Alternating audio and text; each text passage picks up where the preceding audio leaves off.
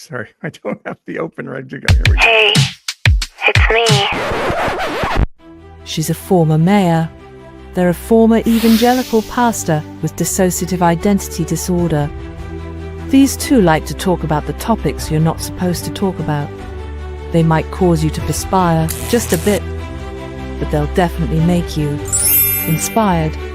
Let's talk religion and politics, and what spirituality and emotional well-being look like in a post-evangelical world. This is Paul and Ashley on Evangelicalish.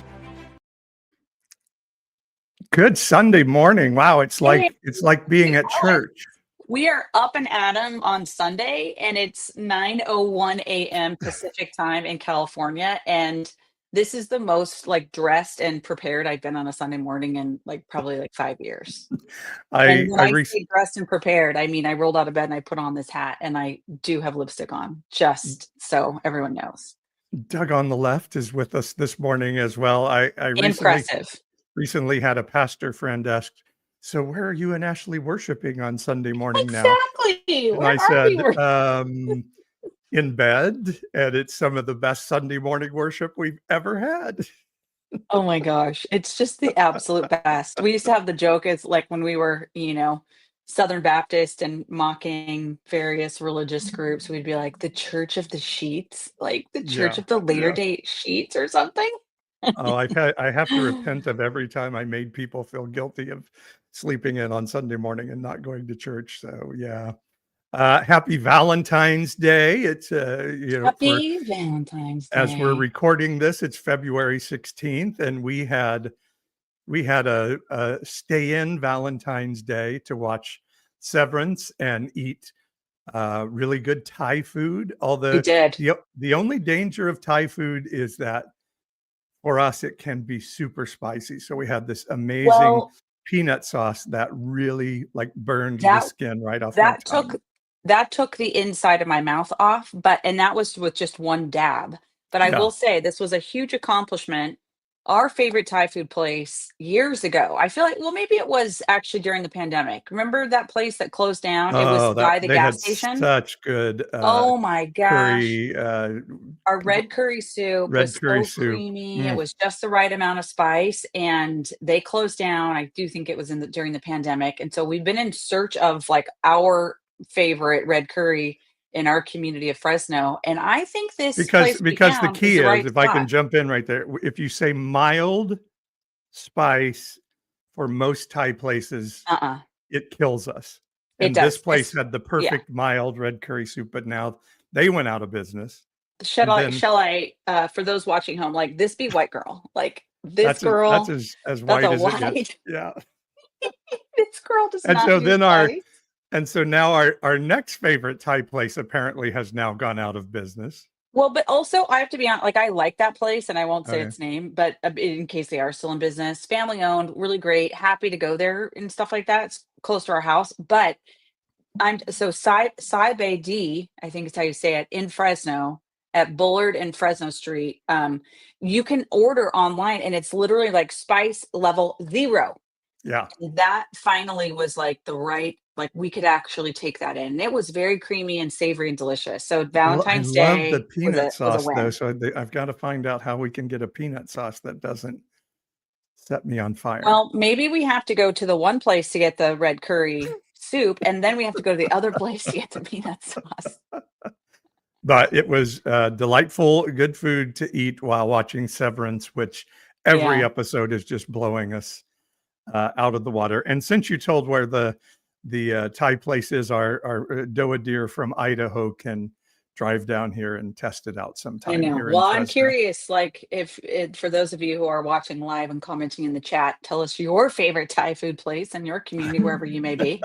And a place where you can get peanut sauce that doesn't blow you out. Meg, by the way, is here, our friend who is actually the one who gave me the book of our guest today. I'm so excited. This is such a serendipitous moment. I love this moment. So I'm going to tell you my little path to serendipity, and then you tell yours, and then we'll bring on our guest. So this is why I'm so excited about who we're about to talk to. And I want to get all of his books. I want to read all of them, and I'm going to share them out widely because I would say probably about a year and a half ago, someone, or maybe a little bit longer, somebody told me to read a book called Zealot. Yeah. And it was, Which I think I I forget the have right guy's, here on my you do, desk. and I should have grabbed it, but I forget who wrote that book, but it was, It's Reza Aslan. okay. So I read this book and it starts to kind of crack open my mind of like, whoa, whoa, whoa, just how much sort of barnacle style white evangelical American Jesus do I, and I consider myself to be like kind of open and like aware of what my biases are. And I'm reading this book, Zealot, and I'm like, oh my God, I have not even considered what it would be like Jesus of Nazareth versus like Jesus the Messiah, and like what would a person's life have been like in that period of time in that region, and what were the cultures. And so that kind of opened me up. Then somebody refers me to, and is a different person, tells me about this book called Wisdom Jesus. And I've talked a lot about Wisdom Jesus on our podcast together, by Cynthia, a person I can't pronounce the last name, Bourgault, Bourgeault, I think it is. Wisdom Jesus. Okay. And this is, now I'm like in the current, swimming in the stream of this whole like wisdom practices and Eastern Christianity versus Western Christianity. Like, and now I'm just like, whoa, like trying to see underwater now, swimming in this new world.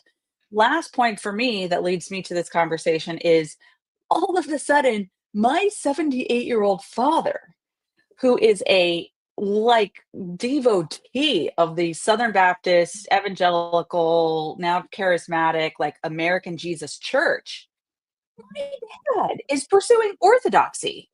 And like, and he's like, there's a lot about what I've always thought about that is not, it's like not really what Jesus was like, or like, okay, so this is, at this point, I'm like, something's up, something is happening in the universe, and eyes are like, something's going on. We're having this shared experience. So that's and then enter this next part. I'll let you say your little serendipity story and introduce our guest.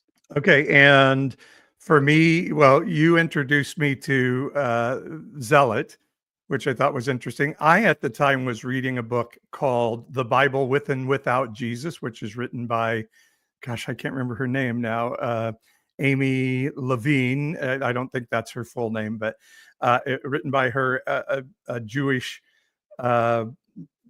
Bible scholar and a Christian New Testament scholar, which started talking about how Jesus has the Jesus interpretations of the Hebrew scripture, which Christians call the Old Testament, has been misinterpreted.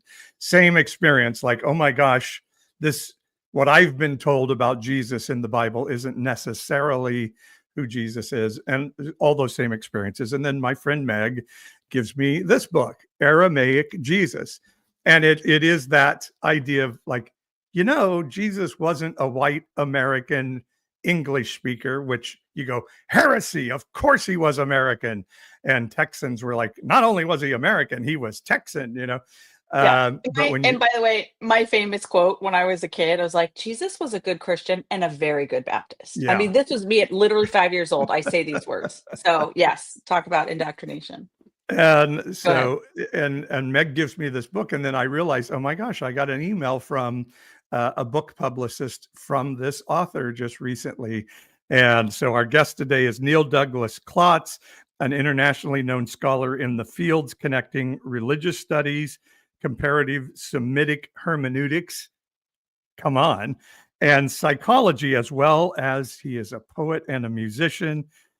He is the author of Revelations of the Aramaic Jesus, which is the book I just showed, and Prayers of the Cosmos and the Hidden Gospel, and co-author of The Tent of Abraham with Sister Joan Chittister and Rabbi Arthur Wasco, and is the past chair of the Mysticism group of the American Academy of Religion. And now a book, like, I'm not quite smart enough to really follow this one, but now I have this book, which is the Aramaic Jesus. It's a 40-day journey, which I am loving. And so let's welcome to the podcast, Dr. Neil Douglas-Klotz, who is joining us from Scotland, which we so happy feel like to have him on. Yeah. Welcome. Welcome, Good Neil. morning to you. Good morning to everyone who's joined us. We would You know, certainly honor you by calling you Dr. Douglas-Klotz, but you asked us to Neil call is you totally Neil. fine. Well, Yeah, welcome. And you are in Scotland, but you told you don't sound Scottish to us. no, I've put away my Scottish accent for now. You might trot it out just for because we Americans love a good Scottish accent. So Sure. we might ask for a little riff from you. It has to be later in the day, though, you see. Okay, I okay, got you. okay. So it is what about 5:15 over there now? Is that correct? In the afternoon? Yep. Aye. Yeah, we had we brought a young couple over from Scotland to work at our church when I was pastoring, and when they would talk to people back home, they would be like, "Oh, you guys sound totally American," and to us they sounded totally Scottish, and that was they did not want to lose the Scottish accent, and we can tell why. So you heard our pathway to your book and your story, and I guess a little bit is just to start with. You told us that you have an evangelical background to some extent too, and how did you get to this place of starting to write about Jesus and trying to understand him from the vantage point that he was not an English speaker, but spoke Aramaic? And what understanding can we get about Jesus from looking at him through that vantage point? Well, before I tell you my background, I mean, what we get from looking through his native language is that this is a Jesus before any form of Christianity. Mm. Wait, come on now. Jesus was a Christian and a very good Baptist, right? I know, this is what I was raised with too. I mean, but Christianity is a later, how would we say, organizational thing. And Christianity doesn't own Jesus any more than any other religion, organized religion, owns any of their other prophets.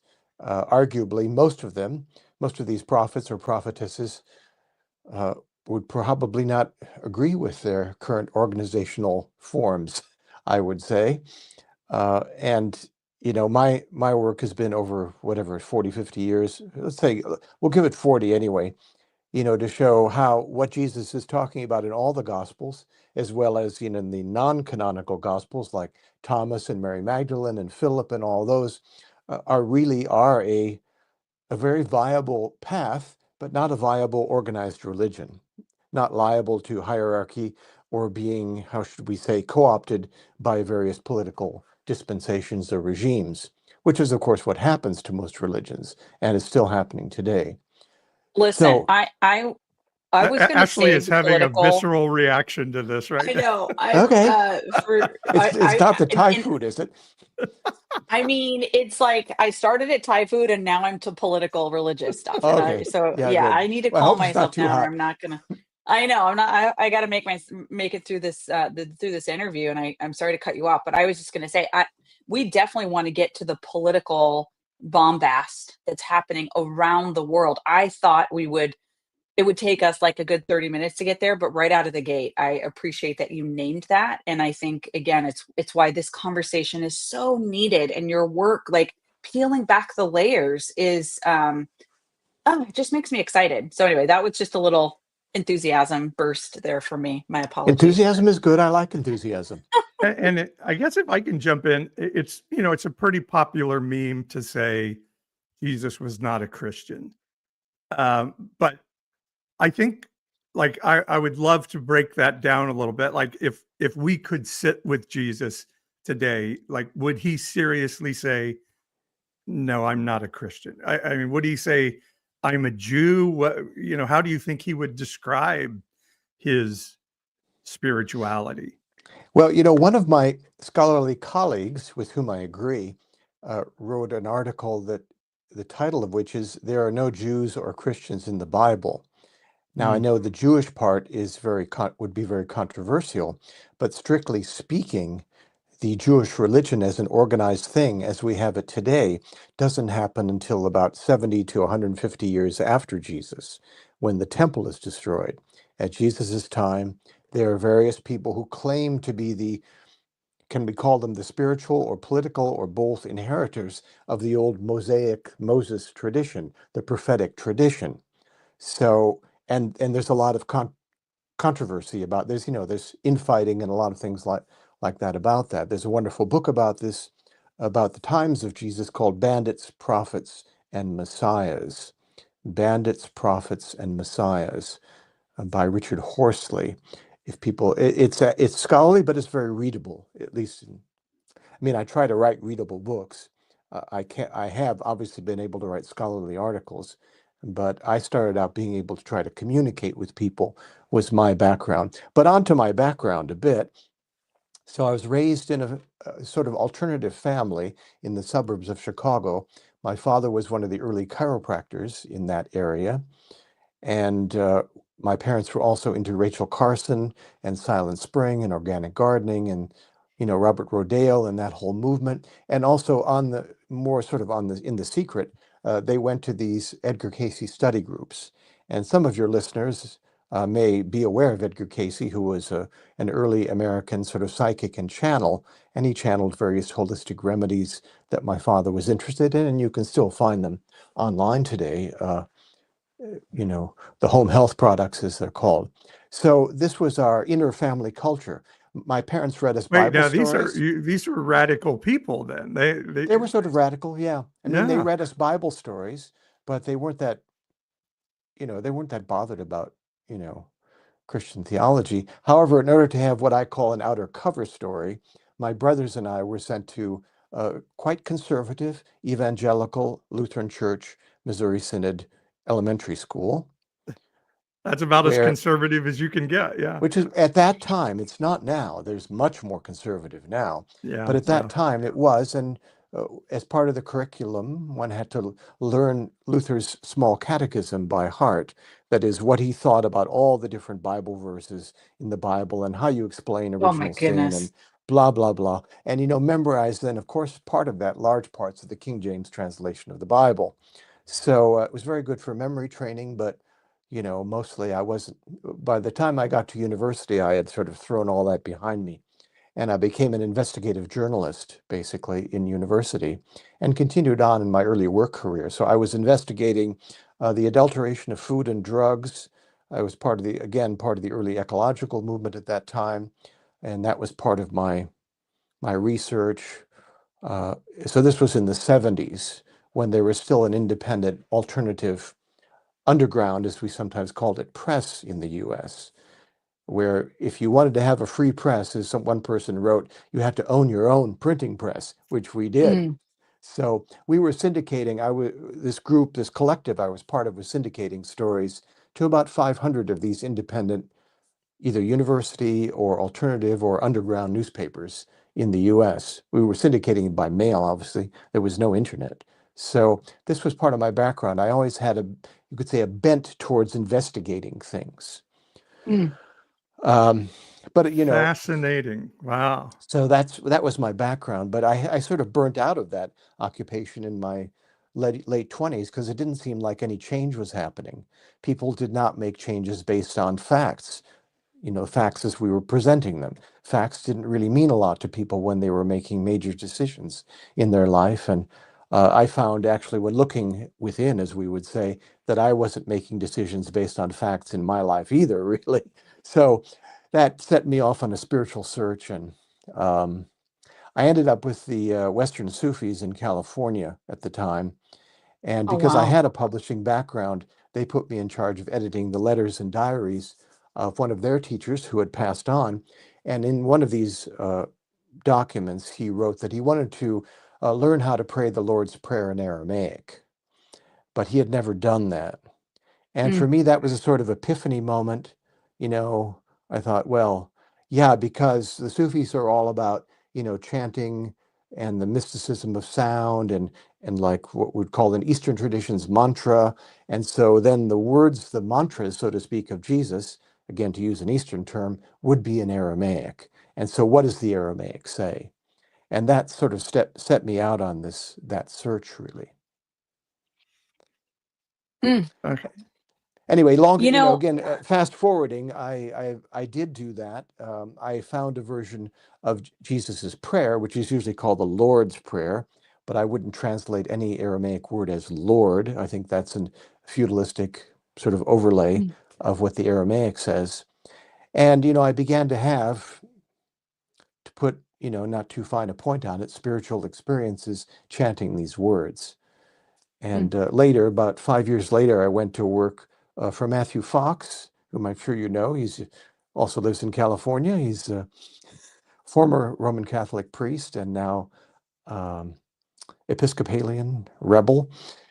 And I went to work for him in his institute in the Bay Area in California, and he encouraged me to research Aramaic properly and write a book about it, which I did. And that was my first book, Prayers of the Cosmos. So that's sort of the encapsulated version of the whole story. And then, whatever it is now, 30 some years later, I'm still at it because people still have more questions. They still have things that hopefully I can help resolve for them. So I've studied more. I got a PhD in the area, which you read about, comparing ancient Semitic languages, that is Aramaic, Arabic, Hebrew, and how they were interpreted according to the worldview of the people at their time, according to their way of looking at themselves in the universe and all that great stuff. So that was my journey, really. This is so unfair of a question, but because I feel like, if we could take your brain, your experience of 50 plus years and like put it in a pill and ingest it, like it would be so beneficial, I think, to all of us who are hungry to understand. And to, like I was saying earlier, I feel like they're just barnacles that have been clinging to this person of Jesus that, that are literally sinking faith, sinking people, sinking now whole societies. And Yes, so it's like yes. the job of getting those barnacles off is so urgent. And there's so much to know. So I wonder, like, can you capsulize, like, what are some of the big ahas for you as that you would want to sort of transmit to people? Like, hey, if you're just going to get a light touch on this, here are a Uh-huh. couple of big things that you need to anchor in. Yeah, you came to the right source, Ashley. I know the 5 or half a dozen key barnacles, because it's Okay. usually what people ask about first. So the first key barnacle is, or you could say the aha, is that just a little bit of background for folks, is that Aramaic doesn't separate inside and outside, doesn't have a preposition. Within means among means within. And it doesn't have words that separate body, mind, soul, and spirit, like we have it now. So these are all, you could say, linked with one another. And then finally, its view of time is much different also than our current view of time. This is what I mean when I say it's not just about translating words, but about how people saw themselves in relationship to each other, nature, the whole universe at that time, and for tens of thousands of years, maybe hundreds of thousand years before that. So all this changes over a period of time. So if we look at keywords, Jesus's word that is translated as soul usually is the word ruha. And ruha is not something that we have within us that we need to save. Ruha is this bigger sense of a breath, or you could say an energized life energy, you could say breath that is all around us, that is sort of like around me, like a ball of energy or light, again, using a simple figurative term. And we're supposed to let that save us. We don't have to save that. So we don't need to save our souls. We have to let our souls save us. This is what Jesus talks about.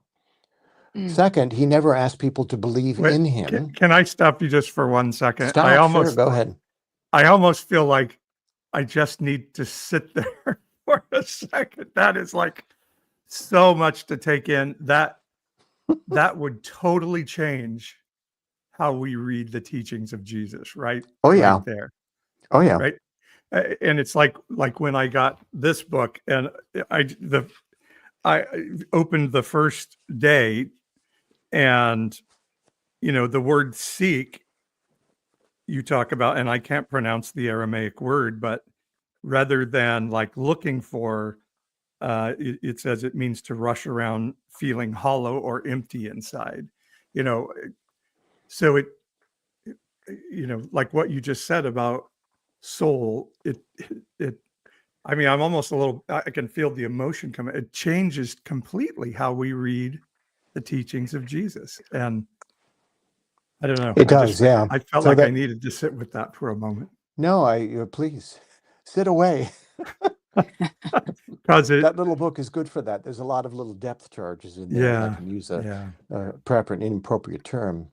The other thing people often ask about is, didn't Jesus ask us to believe in him? No, he didn't. That's a Hmm. mistranslation of a preposition. He asked us to have the same trust that he has. Trust Yeah. in what? Trust that there is this bigger reality all around us.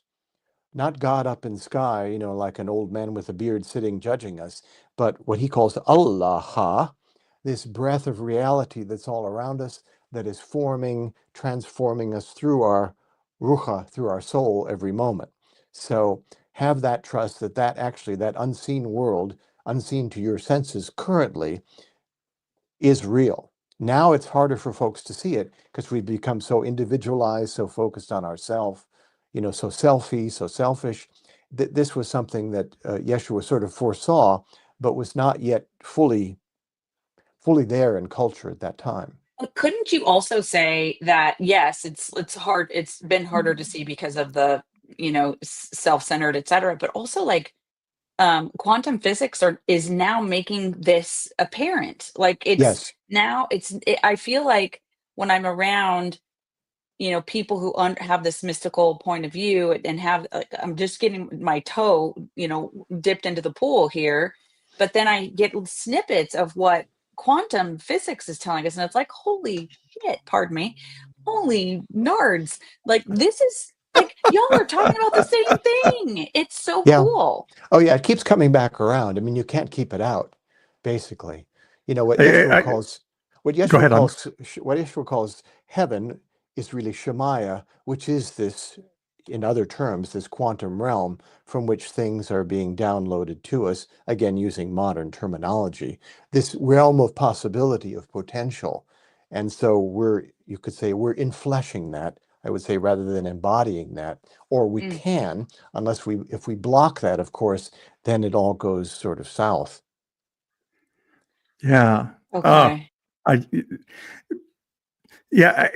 I've always had that sense that Jesus was just trying to teach us to connect into another realm, Yeah, like he and had live connected here, in, and and live fully here yeah, at the same time. This is what he's talking about. So then the right. next thing people usually ask about, well, what about this thing in John where he says, I am the way, the truth, and the life. No one comes to the Father but by me, yada, yada.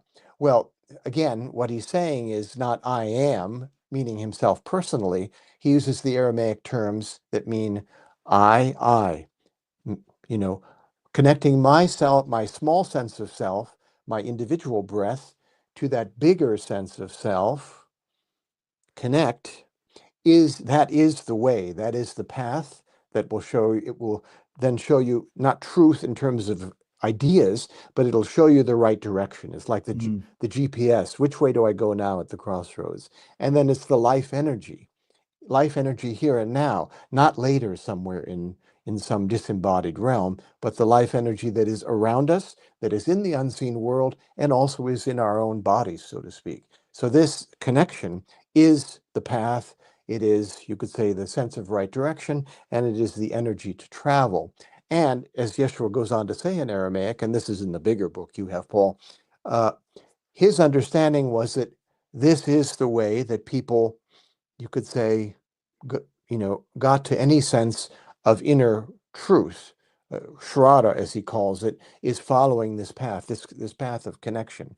So no one, you could say, and no one comes to the Father. Well, I've deconstructed this whole Father thing quite adequately, I think, in my books, to show all the different feminine gendered words that are there, all the feminine gendered words like that's one that's translated as kingdom is really should be queendom because it's feminine gendered, and it shouldn't be Mm. either kingdom or queendom because that's a medieval thing too.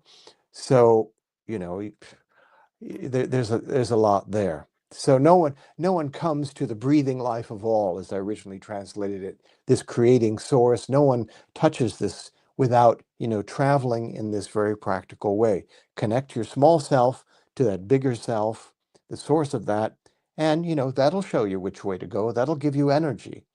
And So the other thing, just to sure. give the way I see that the context. So the idea of kingdom was a Western medieval concept that is put into the mouth of Jesus that he wouldn't have even had as a concept available to him in his understanding, so to speak, that there we were put in there. kings. There were kings of the time. There were queens. That's clear, historically speaking. Right. But the word that he uses, malkuta, really means what I have translated as, or would understand as, a sense of inner empowerment with a vision that's melded together. So I get a vision in my life, and all of a sudden I get the energy. Oh yeah, I could do that.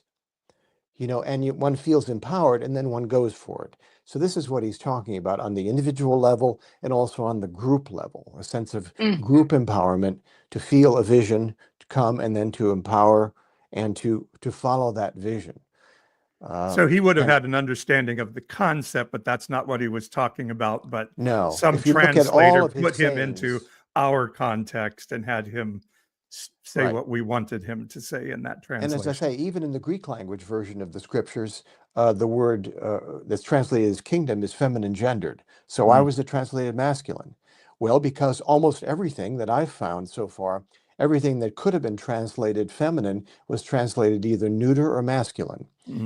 Everything masculine, of course, stayed masculine, and everything that was neutral gender, because there was at that time this neither feminine nor masculine gendering of words, that's translated masculine too. So you end up with all this masculine stuff, and that served, of course, the way that Christianity became the servant of the Roman Empire after Constantine. It serves all this male hierarchy when, you could say 3 centuries after Jesus, a form of what he brought becomes colonized, shall we say, by the Roman Empire. And so, as one person argued, I was on a podcast earlier this week, they say, well, that was probably the downfall of the Roman Empire. When you get a corrupted form of a spiritual tradition uniting with empire, then, the Hello. downfall is around the corner.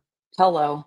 Okay, so I Exactly. want to. Which doesn't equate to any other empire right now, I'm sure. But yeah, No, go no. ahead, Ashley. Putting up an ignorant blinder there and pretending like we're not also about to Yes. downfall. Let me just do that. But so I want to just try to keep us a little bit on track. So I feel like now Because we have a lot of barnacles to we get are through. like Lots we are of barnacles. fire hosing, and this Give may me your be best barnacle, Ashley. Okay, so well, I actually just want to make sure I'm keeping track. I think we've done 3 so far, if I'm listening correctly. I wonder if we could take a second and look at some of these questions that have popped up in the chat. Oh, yeah. This is I super didn't useful. look. And then let's come back and make sure we finish our list. So this is me being organized for a minute. Yeah, pick something, and I'm happy to. Okay, this one, Meg asks, I don't know what this means. Did Jesus have Nasfa? What is that? Is that a? Oh yeah, anybody know? that's sort of it's not quite spelled right, but anyway, it's close enough. Okay. Yes, Jesus had a nafsha. Nafsha is this small breath. Hebrew is nefesh. Arabic later is nafs. The Sufis have it.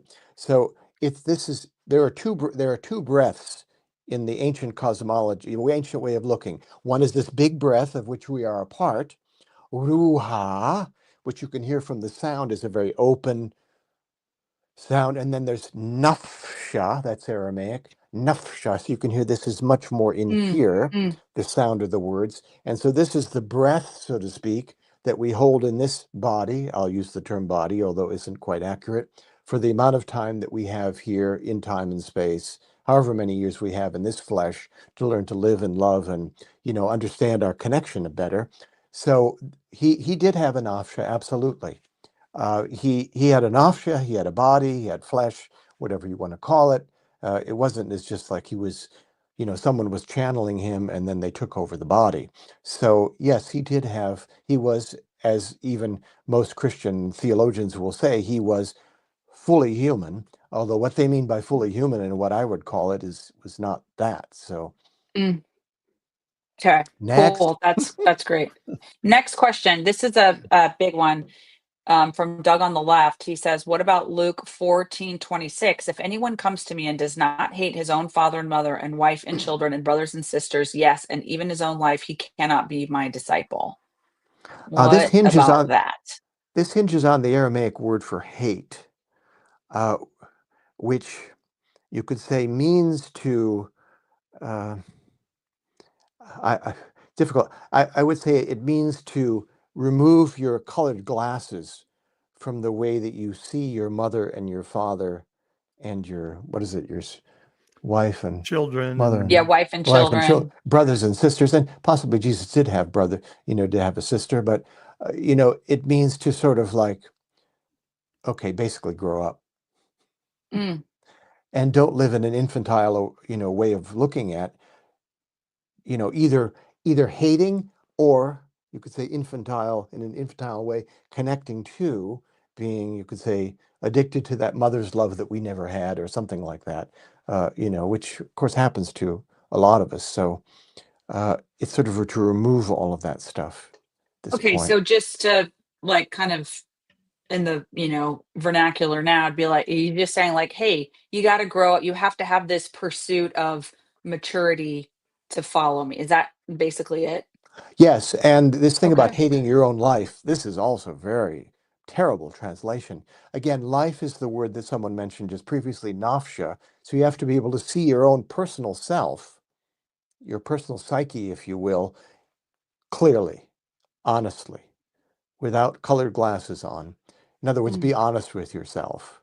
And if you're honest with yourself, then you'll be able to be just, or you could say, equal-minded with people around you, because the inner and the outer are connected. So he has only one word that means to be honest, and to be, you could say, honesty and justice are the same word in Yeshua's Aramaic. So inner honesty, outer justice, basically. mm. And Doug says, thanks, basically, thanks for that. He says, I didn't like the sound of the way that's been translated. To take off the rose colored Yeah, there's a glasses, I lot of can agree with problems that. like Yeah. that. There's a lot of Yep. things like that. And then I love this because, oops, sorry, I was going to do this one. Meg, who is the one who The is a part Nafsha of our person. serendipity Yeah, got story, it. and how anyway, and a wonderful retired therapist in our community says to unload the burdens, which is Lay those wonderful. burdens down.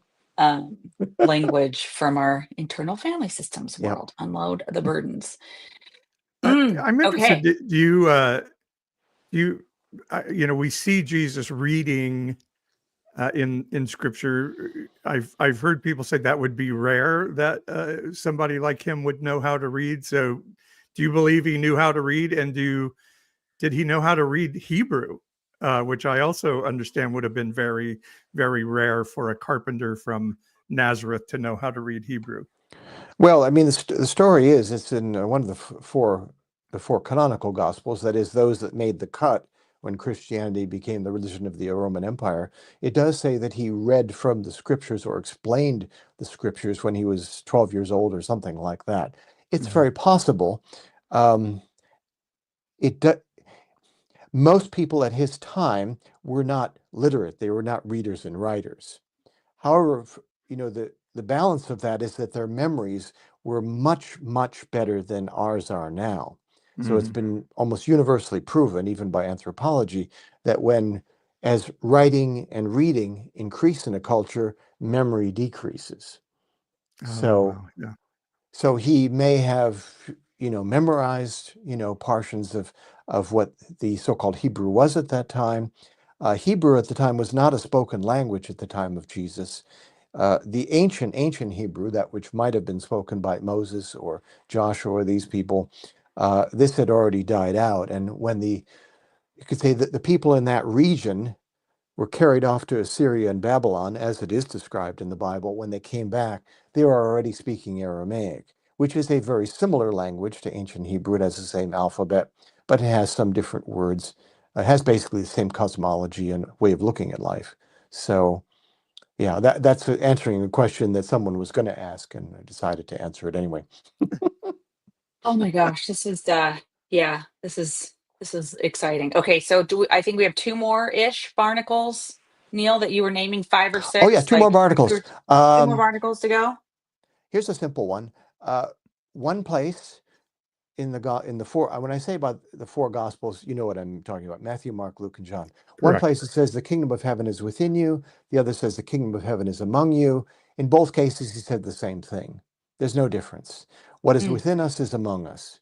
The way I treat my inner, you could say nafsha, my inner self, with whatever compassion or honesty and love and all of that is the way I'm going to treat my outer community, because again, the nafsha was seen as a sort of a group entity of different impressions, if you will. So that's fairly key. The other thing is you get a lot of these things from the Gospel of John that are mistranslated or misinterpreted, like before Abraham was, or I am, the I am is, or I and my Father are one. Well, let's take that one, where it says in John, Jesus is supposed to have said, I and my Father are one. What he says is, I and the ever-living life, the creating source, are one together. And they don't translate the word together generally. I've never found it translated, but in Aramaic it's there. So he says, this is this great human paradox. We are one with everything, but we're also individual. So when he says one together, you can't make sense of it. It's like we are one, but we're individual. I recognize that you are you, I am I. You could say I am me. And so what bridges that is simply love. This makes love possible. The fact that we can review others as distinct from ourselves makes really human love possible. Otherwise, it's just like we think everybody's the same as us. Or, we have this concept of God, merging with God is going to be like we're going to totally lose, merge into some big cosmic soup or something like this. And this isn't what he was talking about. And also he uses a word for love in this word together. So he says, Ina wa bi had hanan, I and the ever-living life, the fathering, mothering of all, we are living together as though in love, like in a love relationship, like cohabiting would actually be a decent translation of the word hanan. So that's a big one, because a lot of people And point to this, and didn't Jesus call himself God, and on and right. on. And all that to say, he's just pointing back to that concept of the breath out here and the breath in here. Like it's just that constant um pointing to this experience or this revelation. We have an opportunity, here we are in time and space, dealing with things, often not very pleasant things, sometimes wonderful things. And, Yeah. we have this opportunity for however many years we have in this form to connect to where we were before and where we're going to go after. This was the ancient point of view almost throughout the whole ancient world. There is an unseen world from which we're coming. We're going to return to that, and maybe we'll return again. The other question people often ask about is, of course, reincarnation. Did Jesus believe in reincarnation? Maybe. There are indications of it in what he talks about. There are indications that his students think there was something like this, where he asks them, who do people say I am? And they say, hey, Yeshua, you Jesus. Some people say you're Moses reborn. Some people say you're Elijah reborn, like this. And so there was some sense that the gifts that a person gleans from their time-space life could carry on and be transmitted to someone else in another time, another place. So That's fascinating, because my rabbi friends have told me there is a concept of reincarnation it's in different than the in Eastern one, but Judaism. there is a Yeah. sort of general idea. One finds it again throughout the Mediterranean world, really. Hmm. I'm interested in the idea of sozo, which we translate as saved. How does Aramaic treat that? Very good. Thank you. Yeah, zozo is the Greek. Um, Jesus' word for save is actually part of his name. Yeshua. Shua means to actually redeem, to show someone their purpose. To when I am saved, so to speak, Shua, I know my purpose in life. It doesn't mean Mm, I'm going to go off and get raptured up into some big mothership somewhere. So it's not about that at all. It's about, Mm. how do I redeem my whole life? Does it make sense to me that I've done this Aramaic stuff for 40 years? Well, yeah, it does actually. I didn't initially. I thought this is just some little thing, and I'm going to, get on to my real life after that. And then it turned out that this was my real life, and Yeah. here I am. So something that really galvanizes your life, that, allows your heart to open and can broadcast a very clear light about where you're going and why you're doing it. Basically, humanity needs a lot of that right now. Mm. It's a path Mm-hmm. really of freedom, of individual freedom. No one's going to tell you, what your own purpose in life is. According to Yeshua, he gives you the tools. And I try to uncover some of these tools in my books, the tools to find your own individual path and freedom and ability to choose wisely. I love that. And I've always sort of spoken that as being restored to our original identity, what we were at creation, body, mind, and soul. And so I love your interpretation that there is no such thing as body, mind, and soul, that they're all interconnected and kind of the same thing. And so that I love that. That really excites me to think about it that way. So Yeah. that's a beautiful I mean, Aramaic doesn't have a word for mind. It only has a word for heart. Mhm. For Yeshua, where our thoughts were on the surface of our heart.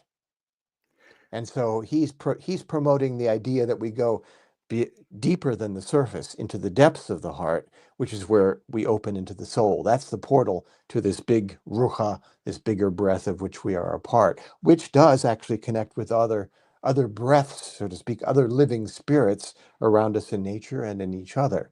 So it's the key to connection. It's the key to community, really, and to Wow. right action, as the Buddhists I've would heard call it. that Hebrew word for heart is actually kidneys. I don't know if that's true, and that is centered around, like we would say, a gut feeling. It's like the seat of emotions. It's not. It's how are your emotions responding to that in the moment. So it very much takes us out of the sort of intellectual American experience into our emotional and soulish full experience of connecting with the divine realm, I think. It's even deeper than emotions and includes emotions and Yeah. includes thoughts, but they need to be clarified.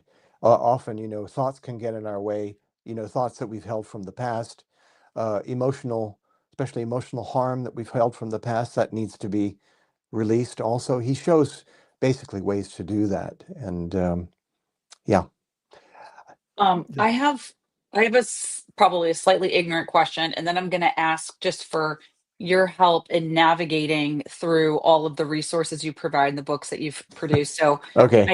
my ignorant question is, I'm sitting here listening to you talk, and I'm thinking like, oh my goodness gracious, I want to completely rethink how I've read the Bible my whole life. Is there like an English translation that offers this sort of Aramaic perspective? Like, has anybody gone through verse by verse, and is that available, or no? We just have to like It's cobble not things together. really, it has been done, but it isn't helpful Okay. because actually each Aramaic word can have a multiple meanings. Yeah. Mhm. So you could say there's an outer meaning and there's inner meaning and there's everything in between. What I did in an early book called The Hidden Gospel is I took Mm, maybe the half dozen key words that Jesus uses and I show you what the alternate meanings are and how it works into understanding what he's talking about. For instance, if you okay. see, spirit in his words, cross it out. You could put breath there or soul, depends on what it is. In that sense, my breath through my bigger breath is connected to the holy breath, which is called Holy Spirit. And if I cut myself off from that, that's the so-called entanglement, the so-called sin Mm, against the Holy Ghost, because I've cut myself off from this big breath. So no one can heal that except me. So anyway, yeah, in the Hidden Gospel, I went through maybe a dozen words, and there's a reverse glossary at the back where you can look some of this okay. stuff up. It's one easy way into all this. If That's you want to, perfect. Yeah, that's exactly. So, and by the way, I've ordered 2 copies of your book while we were sitting here. Uh, nice. My publisher will one be for so happy. I know, She's an Amazon expert, I know, for and I'm sure. getting them today. It's coming in like 3 hours. The Aramaic Jesus. I bought 2, one for me, one for my dad. So then, and I just took note. The Hidden Gospel. That sounds like a really good sort of resource book. Yeah. Can you talk about, like, if you were advising just like a regular folk, how to navigate the things you've written about. Like how would you walk us through your different books and stuff like that? Well, the book I started out with is Prayers of the Cosmos, which is really Jesus's prayer, as I said, mistakenly called the Lord's Prayer, and the Beatitudes in Matthew. However, that, for various reasons, I haven't been able to update that book, largely because the publisher was bought by Murdoch and the Fox Empire. And And they yes. won't update it? Hmm? They No, won't allow it to they haven't be. they haven't even communicated with me for 20 years. So I redid everything in that book in a better way in Revelations of the Aramaic Jesus. So Okay. the other book I would encourage is this one I mentioned, Ashley, the Hidden Gospel. And I do have one that talks about indirectly this whole notion of Jesus and time, and were people looking for the end times, and all this mistaken idea about revelations and the rapture and a lot of that stuff. So I look at the big picture of all of that. So those are probably the key books for this work. The new book is really about sort of dropping you into middle of it. About 5-10 minutes a day you can read a thought of the day, and maybe I would say not maybe, but I think it works. People have told me it works. You can sort of absorb this different way of feeling, looking, and gradually it will unbarnacle a lot of these barnacles for you, but Yeah, without Yeah. having got to learn a it. lot of Aramaic. There are body prayers and all this, there are contemplations, stuff like that. So, Yeah, and and the other thing So cool. I'm an endorser, and you have exercises at the end of each one to do, yes, and exercise. But anyway, it's they're really more fantastic. contemplations. And I did start to do online courses, so people can go to my website and look some of that stuff up. And what's the Okay. website? abwoon.org. abwoon.org. It's a secure site, so it lists all of my current online courses, which are currently being done through Shift Network, actually. Do I have that right on the screen? No, well, yeah, that'll get you there, but actually better to use .org. .org. Yeah. Woon. Yeah, that's the Woon. first word of Yeshua's prayer that was translated as our Father, but I Oh, translated as fathering, mothering, oh fathering, mothering of the cosmos. This is what Yeshua is invoking, that which is bringing life into form any moment. golly And, gee. This Uh, is like totally transformative. I am blown away. some people like it. Anyway, it's helped a lot of people, so hopefully it can help you and some of your listeners. I know we've touched on this a little bit, but is there anything else you can talk about that this misunderstanding of Jesus that has led to us where we are politically as a religious church, that how we ended up with this, what I call a politically prostituted evangelical church? Is there anything else you can tie with how we misunderstand Jesus and have become a church that seems to me the opposite of the Jesus I understand? Yes, it's based itself more on theological ideas, often many of them very strange and inaccurate, whether according to the Greek scripture or the Aramaic. And so then it becomes, as I mentioned earlier, liable to be colonized, you could say, by political forces. And throughout history, this is what has happened. I Yeah. can only tell you it's happening around the world. It's not only Christianity, it's Islam, it's Hinduism, it's Buddhism even, although many Americans think Buddhism is totally innocent and safe. Go to Myanmar, you'll find out something very different.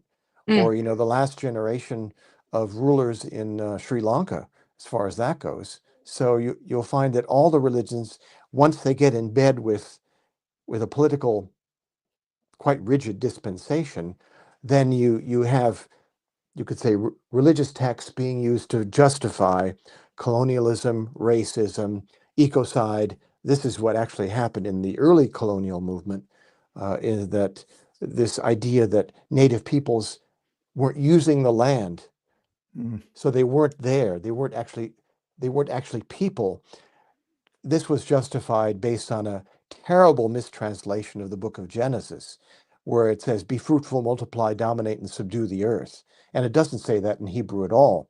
It says, Mm. learn how to manage your own individuality. Yes, you will grow more, you will be fruitful, you will multiply, but learn how to manage your individuality so that, not that you rule over nature, but that it says, this is a mistranslation of a preposition, this is the worst of the worst. It says that if you're going to rule, you're going to rule along with and within all of nature. Manage all of this that you've been given within nature, all the beings created before you. Learn how to manage it, not rule over and dominate and subdue. This is a terrible mistranslation. And this is in this book called Original Meditation of mine, and also in my book, Desert Wisdom, which is about the bigger native Middle Eastern tradition.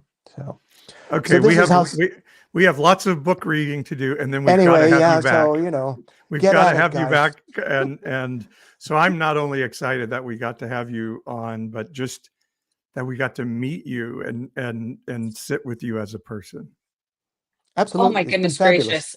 This is the first, hopefully, Neil, of many conversations. And we've been saying this for months, but we really do want to put together like a reading list. This just sort of the Paul and Ashley hack. Like, how have we hacked our way through the jungle of nonsense that we found ourselves in these last 30 Yeah, years? would be But good. Would be good. would be good. And so you would be a like prominent author on our list of stuff that has been so helpful to us. And I'm sure we're going to want to come back and like ask you profound like you and I'm seeing people are just logging in kind of at the last minute now as we're recording this live on a Sunday morning. And I'm like, oh my gosh, you guys, this has been the best conversation.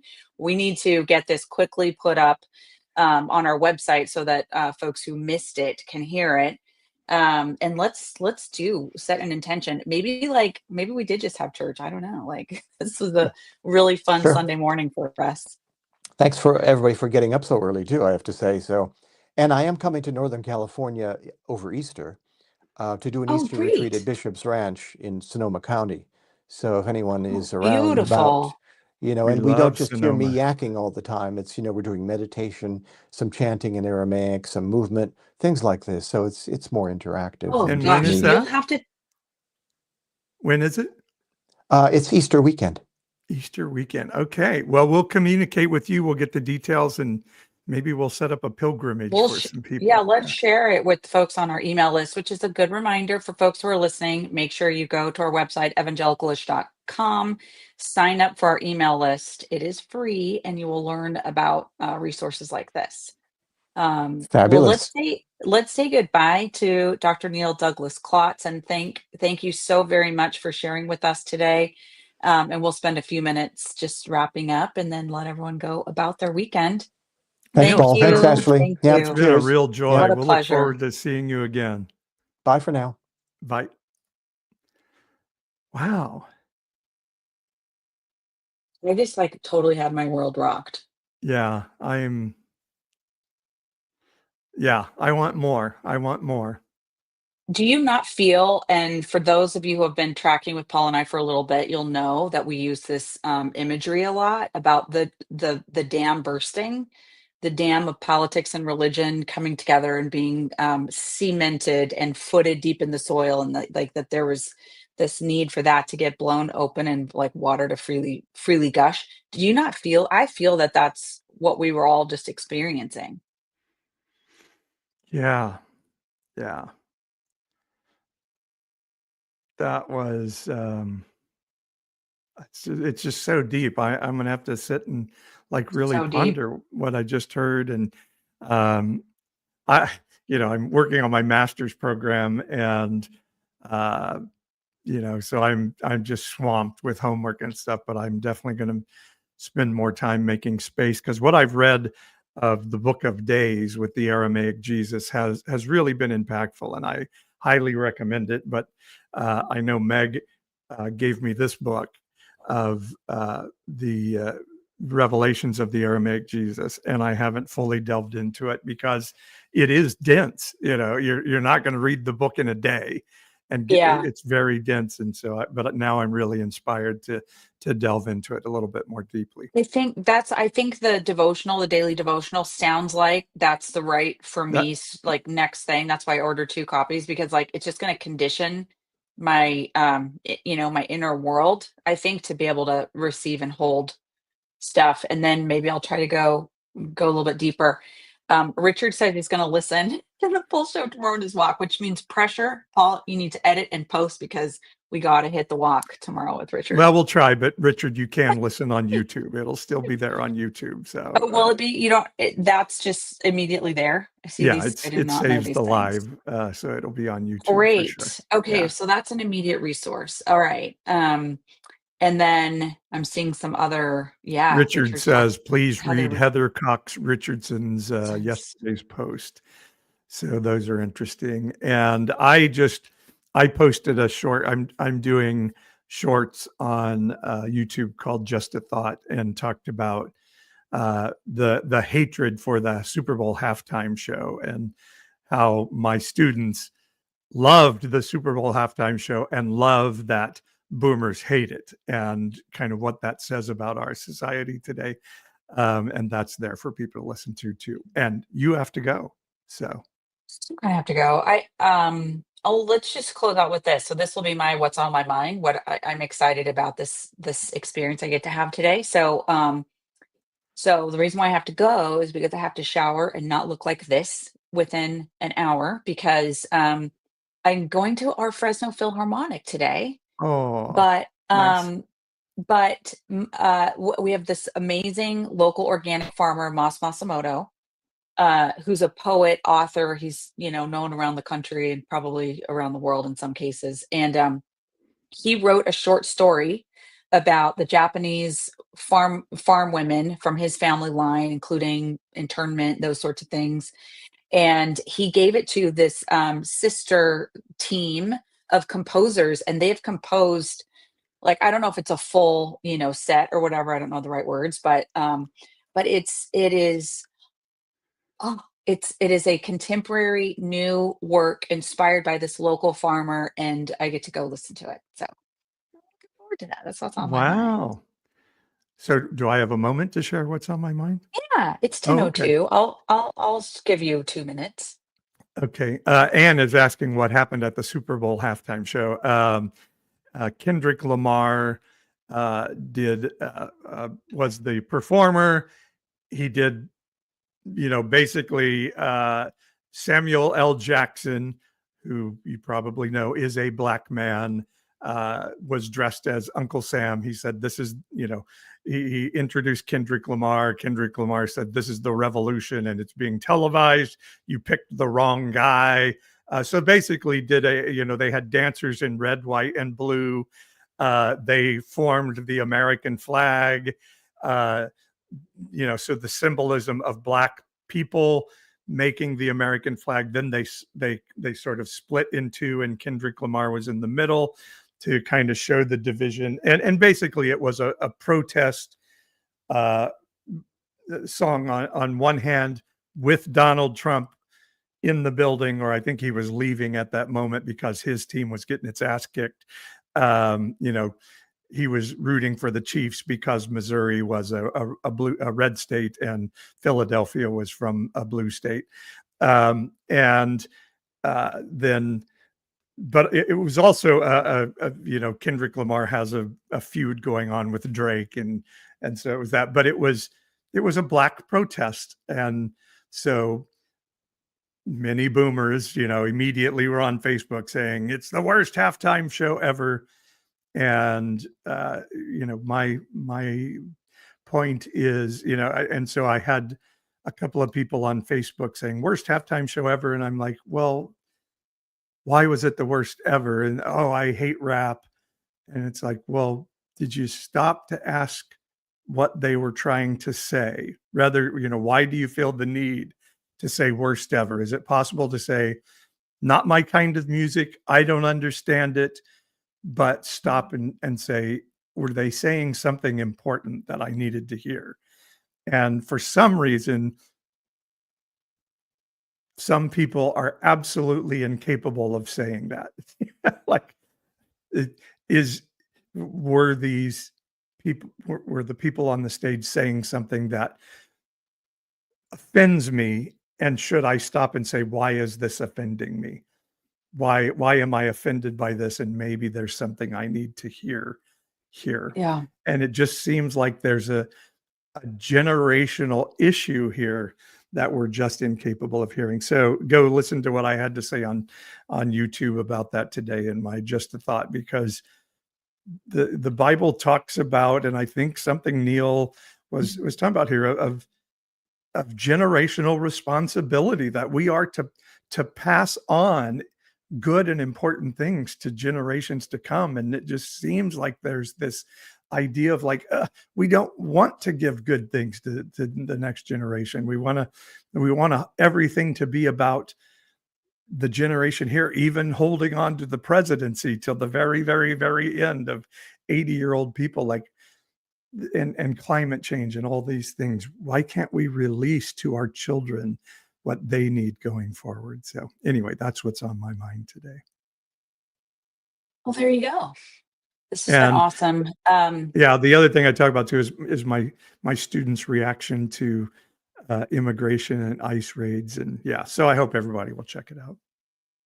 Okay, very cool. Yeah. All right, and we have a special schedule this next week too, right? Are we doing a show Oh, on yeah. Wednesday? I think we are. I think it's just going to be us, and maybe Oh, that's we'll right. comment Yeah.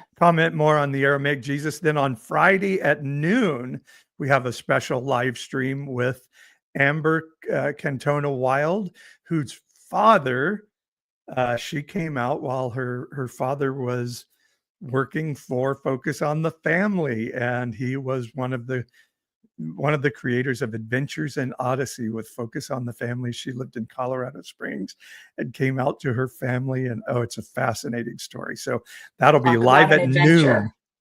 adventure. Live at noon on Friday. So yeah, we've got a full week of Evangelicalish. All right, everyone. Have a wonderful week, and we will see you soon.